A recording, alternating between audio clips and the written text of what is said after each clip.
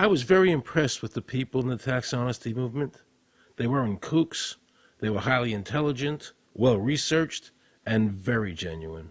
I was wondering why I never heard about all these Supreme Court decisions in the media. So I really wanted the IRS's point of view, because to get the true story, it was imperative I hear both sides. I kept wishing Anthony Burke would call me back. He seemed like an honest man. I then proceeded to call my message machine. Hi, this message is for Aaron Russo. This is Anthony Burke at the Internal Revenue Service. Let me suggest some people that you might want to think about talking to. One would be Don Alexander, who's a former commissioner who's here in town in Washington. Another would be Sheldon Cohen, who is both a former commissioner and former chief counsel. All those guys, I think, can answer your question about, where in the tax law it says that you have to pay taxes. Wow, good news, I thought. So I called Sheldon Cohen because he used to be the IRS commissioner. He wrote the tax code, and he was also general counsel to the IRS. He is a true expert, and I couldn't find a better person to answer my questions. He graciously agreed to my interview. The reason I'm doing this documentary is because there are many people in America today who believe that there's no law that requires them to pay an income tax or file a 1040.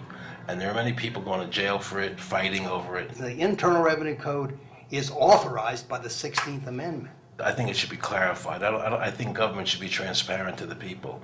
Why doesn't the IRS commissioner sit down with them and just explain it in clear English? Why? I don't think they really care. I think they're just playing word games.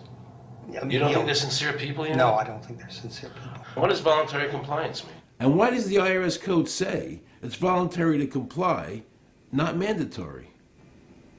That's a word euphemism we use. We use voluntary compliance when we talk about traffic signals. Most people, at 2 o'clock in the morning, do you stop at a red light? Yeah. Is there a cop there? Well, sometimes I don't. Well, I do, and most of us do. Most of us do. Right. But that's voluntary compliance. That was a complete perversion of logic. Traffic laws state that it is mandatory to stop at a red light. The IRS code says it's voluntary to comply. Mandatory and voluntary are the complete opposite of each other. Yet he wants us to believe that they mean the same thing.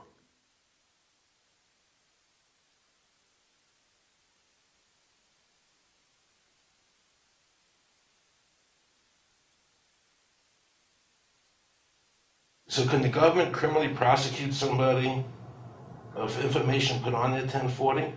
Yes. Right, so doesn't that violate the Fifth Amendment?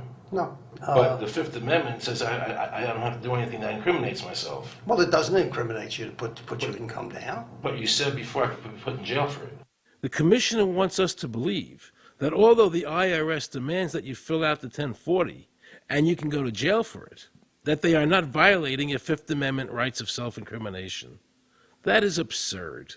Isn't it true that the word income is not defined anywhere in the Internal Revenue Code?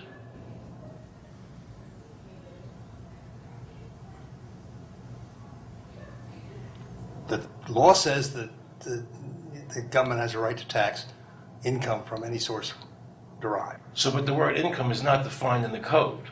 It just says income without a definition That's right. of what income is. That's right. Correct? Yeah. But there are many different kinds of taxes. Well, how can an American citizen know what income is if the code doesn't define it? If they're paying an income Because tax... the courts have all defined it.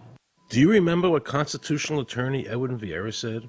The definition of income in the Constitution was given in the Eisner versus Montgomery case, and it turns on gains or profits that are made from some activity.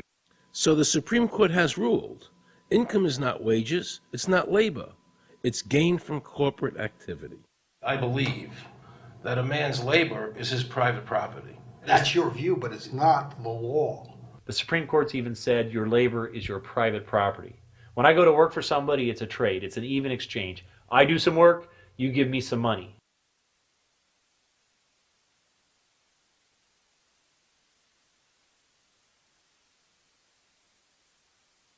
In 1916, we had the Bruce-Shaber case and the Stanton case. And the Bruce-Shaber case and the Stanton case said that the 16th Amendment gave the government no new taxing power. I'm not going to argue the niceties of that with you. And it came up again in a case called Peck versus Lowe, where the Supreme Court said the 16th Amendment did not extend Congress's taxing power to any new or accepted subjects. In other words, if you weren't taxable before the 16th, you weren't taxable after the 16th. Today I interviewed a juror, okay, who sat on a case, and they found the person not guilty for lack of filing, okay? And I asked her why they found him not guilty. And she said because the IRS couldn't show us the law that made him liable to file a 1040. All they need to do, if there is a law, is to show us the law, which of course they never did. And the reason they didn't do it was why? Because there is no law. Title 26 requires you to file a return. But doesn't Title 26 have to be in compliance with the Supreme Court decisions? You're going to take a 1920 case and superimpose it on the whole Internal Revenue Code that was written after it? No, that's not. I can't believe what I just heard. Rewind. You're going to take a 1920 case and superimpose it on the whole Internal Revenue Code that was written after it? No, that's not. Remember he said earlier the Internal Revenue Code was authorized by the 16th Amendment? The Internal Revenue Code is authorized by the 16th Amendment. Remember, the Supreme Court said the 16th Amendment did not give the government any new taxing power. These decisions have never been overturned. Let's listen further. Can the lower courts overrule the Supreme Court? No. How are they putting people in jail today for not paying a tax on their labor when the Supreme Court said they don't have to? Doesn't the IRS code have to be in compliance with the Supreme Court? That's my big Aaron, question. this is a waste of time. Well, let me Because whatever I say, you're not going to believe. He's right. I don't believe him. And neither should you. He wants us to believe we should obey the IRS code, which is being enforced in violation of the many Supreme Court decisions. If the Supreme Court made a decision... Thank you, Aaron. I think we're finished. I'm sorry, Mr. Cohen, you're doing that. Well, I'm sorry that you constantly re-argue the point. You're liable because the law says that you're liable, But and the courts say the law says you're liable, and that's why you're liable. You see, he's talking about the lower courts, who are not in compliance with the Supreme Court, as they have to be. Doesn't the court have to be in compliance with the Supreme Court? The Supreme Court has so held. Where? You caught me unprepared. I'll come back. Well, I don't want to do that. But let me ask you a hypothetical question. No. You're making silly arguments here. Why is the Supreme Court decision a silly argument? Well, because it's inapplicable. That made my heart stop. He just said Supreme Court decisions do not apply to the IRS. That's the behavior you would expect from a totalitarian country, maybe China or Russia or Cuba. Not from America. They're just making up the law as they go along. Now I knew the tax honesty movement was right. The IRS thrives on intimidation and fear, not by law. It's no different than a criminal protection racket, using force to extract your money from you. Then the former IRS commissioner, now working at a prestigious Washington law firm, threatens me. Watch. Aaron, you understand Yiddish. Cornish helfen. For those of you who don't understand Yiddish, that means nothing will help you.